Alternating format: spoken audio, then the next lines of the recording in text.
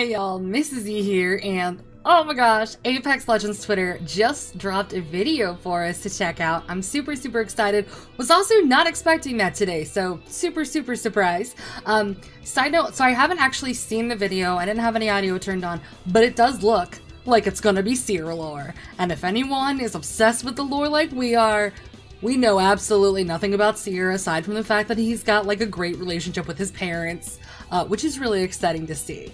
But yeah, so I think we're actually gonna get some like Seer information today, fingers crossed. Don't forget, if you're new to the channel, hit that like and subscribe button, turn those notifications way on.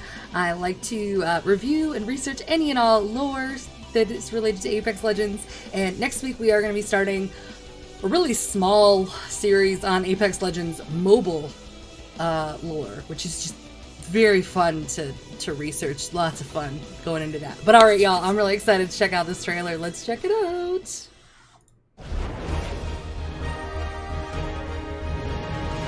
Hello, I'm Lisa Stone with Outlands TV. We're here today with Obi Edolasim, known in the ring as Seer. Thanks for being here, Seer. It is my pleasure.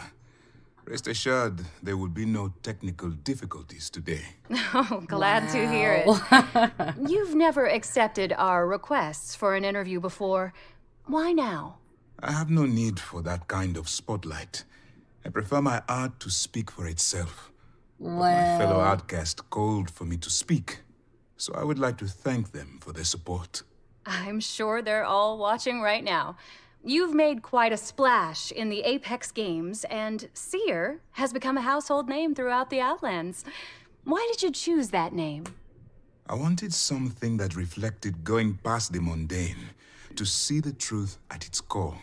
I toyed with a few ideas, but I think Seer suits me best. Aww. Because of your eyes? That was part of it. All of my life I have been known by these eyes. I thought it was time I made them my own. That's, of course, a reference to your curse, correct? A calamitous gaze that some say resulted in the destruction of Boreas's moon. You speak of a fable. It's no fable that the moon's destruction has led to increasingly devastating weather patterns, dying ecosystems, and a shortage of food, among other catastrophes for the citizens of Boreas. According to a recent poll, What is she a growing on? number of them list you as the reason for these disasters. How does that make you feel? I can only show them where my heart is. I've always strived to rise above those voices and inspire change, to encourage others to see the beauty around us, even in destruction.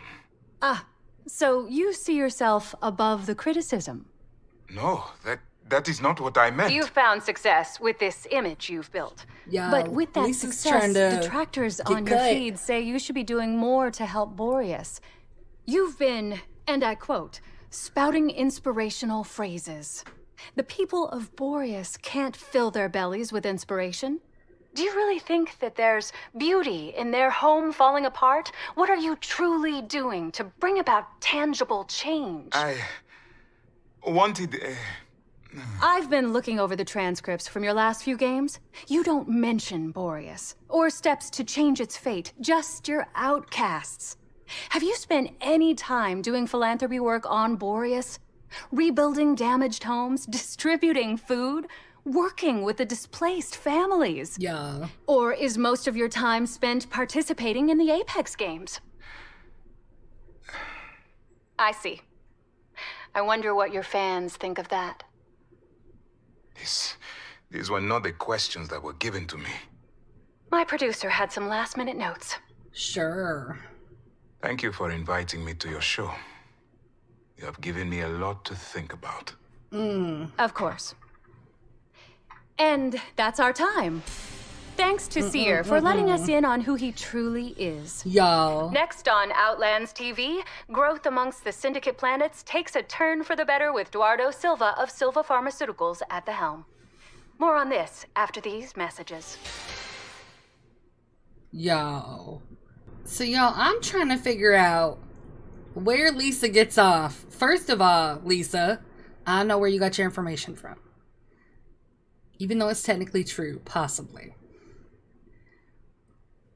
How do you get off telling someone that it's their fault that a moon exploded? What kind of journalism is that?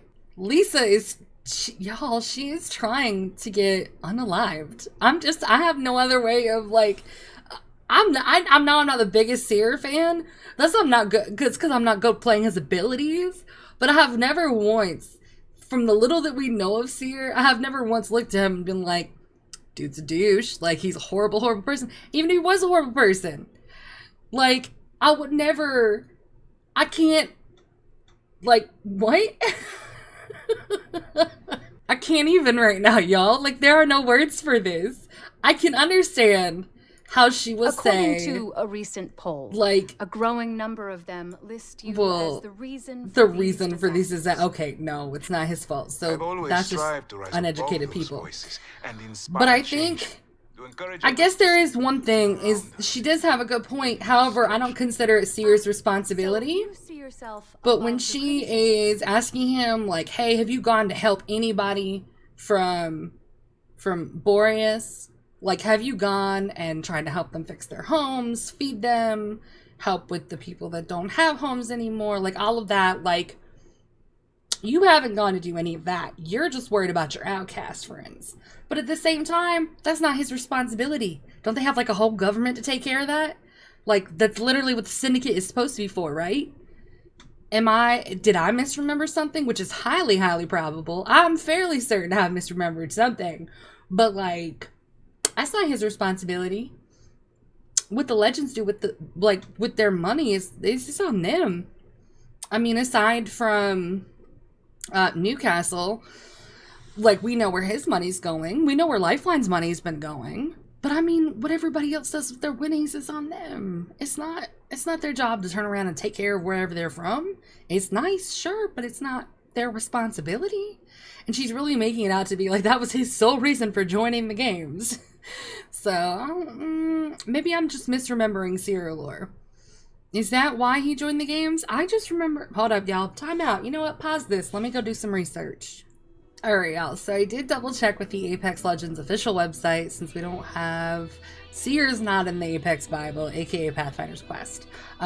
There's no real reason for him joining the games. They really only mention him working his way up from arenas to the games. So there's not really any big mentions or anything with like that there. So we don't actually know why Seer joined the games, but pretty sure it was because he was a role model for people that nobody liked. And he appreciated giving those people hope, not to help where he was from. Because if we're honest, like if you look in his background and we go back to like when they were releasing information on Seer, where he grew up, people hated him. They thought he was cursed. So you can't really blame him for not wanting to go back and help people. But, you know, I don't know. What are your thoughts? Let me know down in the comments below. This was a really exciting little bit of Seer Lore. I'm excited that we got to see more of him. I wish it wasn't so hateful. I don't like Lisa. I'm not glad that what happened to her with the whole Revenant Forge situation happened to her. Like, obviously you don't wish that trauma on anyone. But, like... I don't know, y'all. But don't forget, hit the like and subscribe button, turn those notifications way on, and I will see y'all next week for our Apex Legends mobile series that I am gonna do. That's gonna probably be really short, but yeah, go team!